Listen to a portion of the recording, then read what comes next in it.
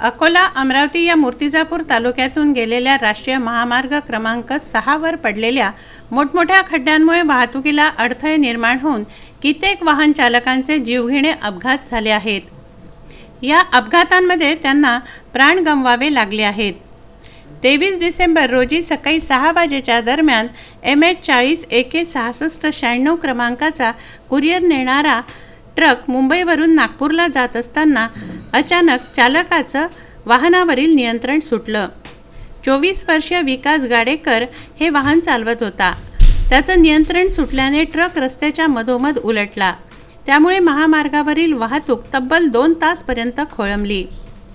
सदर प्राधिकरणाने या महामार्गाकडे कमालीचं दुर्लक्ष केलं आहे। रस्ता चौपदरीकरणाचं काम गेल्या 2 वर्षांपासून रखडलेलं आहे। त्यामुळे या रस्त्यावर खड्डे दुरुस्त करून महामार्गाचं काम तातडीने सुरू करण्याची मागणी यावेळी करण्यात आली आहे। महामार्गावरील अकोल्यापासून बाबुळगाव, बोरगाव मंजू, पैलपाळा, काटेपूर्णा, अंभोरा, मूर्तिजापूर, नागोली, नागठाणा, माना फाटा, जामठी फाटा, कुरुम तसंच हयातपूरपर्यंत मोठमोठे खड्डे पडले असून नागपूर सुपर हायवेची वाहतूक येथूनच केली जाते। नागपूर, मुंबई, धुलिया, नाशिक, पुणे तसंच कोलकाता अशी लांब पल्ल्याची मालवाहतूक करणारे ट्रक्स तसेच ट्रॅव्हल्स भरधाव वेगाने प्रवास करतात। माना, मूर्तिजापूर, जामठी, नवसाळ, नागझरी फाटा व इतर ठिकाणी ऑटोचालक, दुचाकीस्वार या मार्गाने प्रवास करतात। त्यामुळे नेहमी अपघातांचं सत्र सुरू असतं।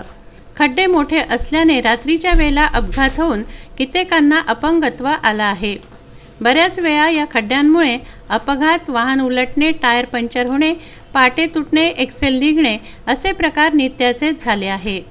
चौपदरीकरणाचं काम थंड बस्त्यात असलेल्या महामार्गावर खोदकाम करून माती टाकली आहे। गेल्या पावसाने सर्वत्र चिखलाचं साम्राज्य झाल्याने अपघात होण्याच्या घटनांमध्ये वाढ झाली आहे। नॅशनल हायवे प्राधिकरणाने नेमलेली कंपनी काम सोडून गेली असल्याची चर्चा आहे। त्यामुळे सदर प्राधिकरणाचे अधिकारी तसंच सार्वजनिक बांधकाम विभागसुद्धा या गंभीर बाबीकडे दुर्लक्ष करत आहे। या दुर्लक्षित धोरणामुळे महामार्गावर आणखी किती जणांना आपले प्राण गमवावे लागणार असा संतप्त सवाल प्रवाशांकडून करण्यात येत आहे। कुरुम परिसरातून जाणाऱ्या राष्ट्रीय महामार्गावर डांबर उखडून मोठमोठाले खड्डे झालेले आहेत। तसेच गेल्या 2 वर्षापासून थंड बस्त्यात पडून असलेल्या महामार्गाचं काम त्वरित सुरू करावं। रस्त्याच्या दुतर्फा साईड पट्ट्या खचलेल्या आहेत। दोन्ही बाजूने मुरुम टाकून दुरुस्ती करण्यात यावी। मुंबई, नागपूर, कोलकाता महामार्ग चौपदरीकरणाचं काम सुरू असताना अकोल्यापासून कुरुमपर्यंतचे सर्व प्रवासी निवारे जमीनदोस्त करण्यात आले। या बाबीला 2 वर्ष झाले तरी पण संबंधित विभागाकडून कोणतीही दखल घेण्यात आलेली नाही। प्रत्येक गावखेड्यातून विद्यार्थी व प्रवासी प्रवास करतात।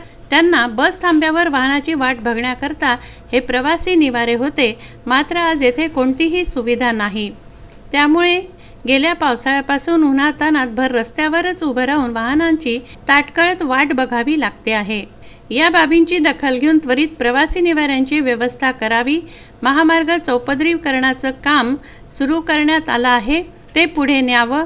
दोन्ही बाजूच्या मोठमोठ्या वृक्षांची कत्तल करण्यात आली। यावर तोडगा म्हणून नवीन वृक्ष लागवड करण्यात आली। मात्र चौपदरीकरणाचं कामच थंड बस्त्यात असल्याने वृक्षांची हानी झाली आहे।